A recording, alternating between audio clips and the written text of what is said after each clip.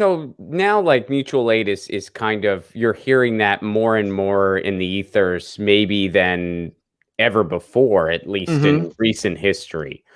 Do you think there's ever the possibility that something like this could be achieved nationwide, where people are cooperating and kind of an alternative system could be built that's exempt from, what the state has done? Exempt? Absolutely not. Okay. No, that's absolutely impossible. Hmm. Um, you'll never do a good thing in this country and not get marked for destruction. Um, at this point, no, it's not possible. There's a reason why we do things the way that we do them, which is in a distributed model. That's sort of like a federated model, is because um, these projects mark you for destruction.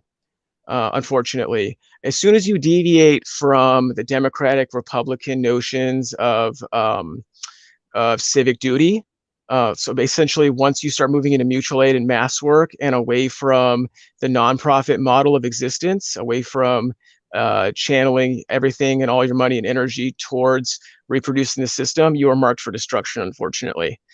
No, literally, no good deed goes unpunished in the United States. So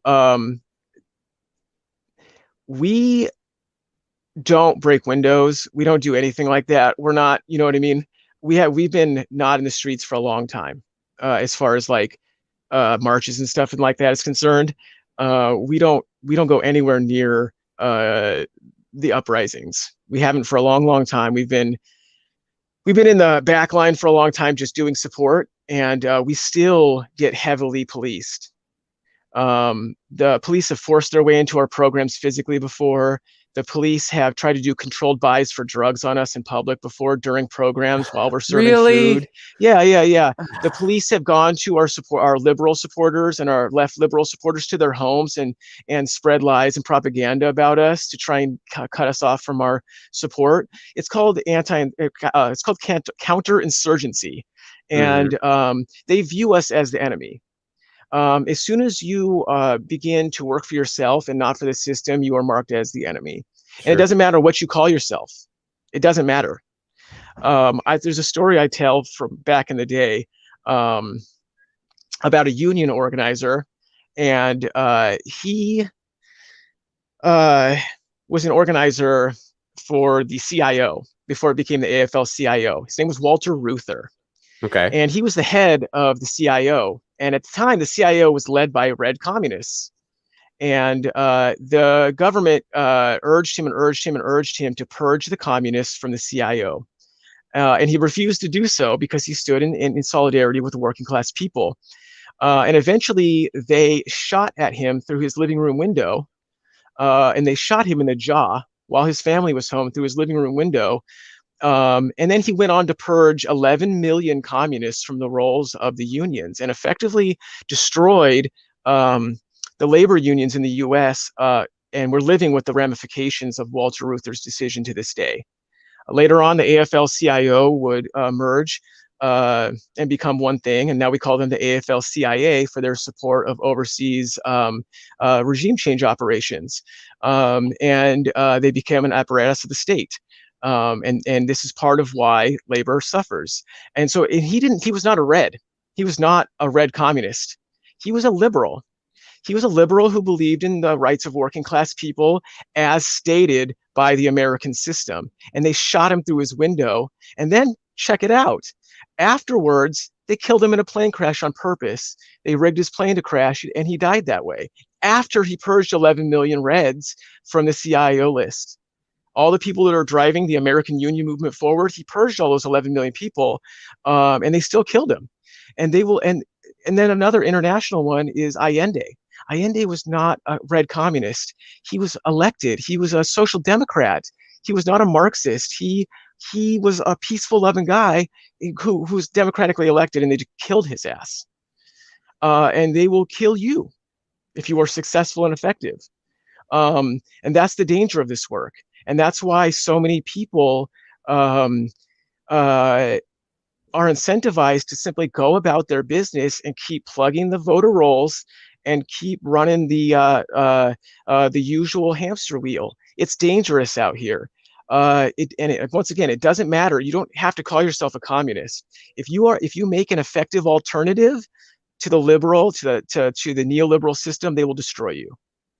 Period. Another example that I use, and this is a weird example, so stick with me here, is Saddam Hussein. Not a good guy, not a Saddam Hussein apologist, right? He was a CIA operative. He got his job shooting the social democratic leader of Iraq, failing, and then had to flee. But then he made his bones gassing the Kurds and bloodily murdering the leftist sections and the communist and socialist sections of the Ba'athist Party on behalf of the US government. And when he was placed in charge of the Iraqi state, he began to nationalize things for the Iraqi people. And I'm not saying he's a socialist or a communist. Bad people do occasional good things. But what I'm saying is that he started to look out for Iraqi people instead of being a servant to the neoliberal system. And they killed him. And they arranged for his murder. They got rid of him immediately. It doesn't matter who you are or what you're doing. If you make an effective alternative to their neoliberal agenda, they will murder you. And it doesn't matter if it's a Democrat in power or a Republican. They will come, they see, and murder you. So it doesn't matter. And I look at you, and you're not a cynical guy. So, or at least I don't think you are. I mean, I've just based on this interview. You seem like a really hopeful guy, and you're doing amazing things. Where do you get that hope from? My comrades. My comrades work every single day to improve their thinking, to improve their work, to improve the way they treat each other.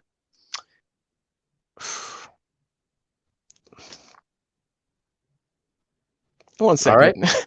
No. Take your time. Take your time.